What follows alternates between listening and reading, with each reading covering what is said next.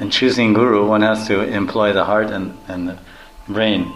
And that's what Rupa Goswami is telling in Bhakti Rasamrita Sindhu. He's saying that when he's talking about sadhusanga, he says sajati snigdha. Yeah. Sajati means you use your brain. Sajati means same family. Use your intelligence to find out what is his parampara, what is his siddhanta, what is his connection with guru. This is intellectual, reasonable, logical understanding.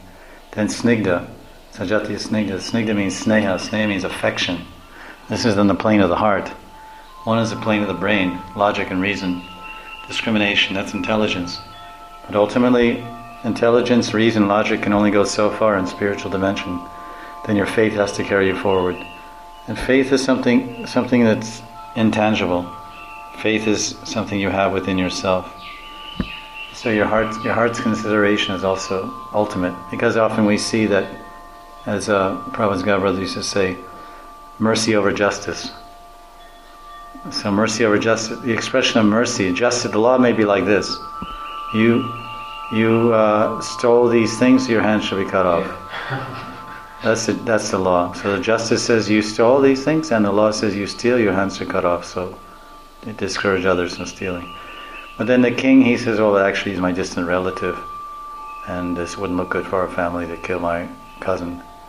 So then he steps in out of his love, out of his feelings, out of his heart, and expresses mercy. And he says, listen, I'm the king, and I have ultimate authority in this kingdom.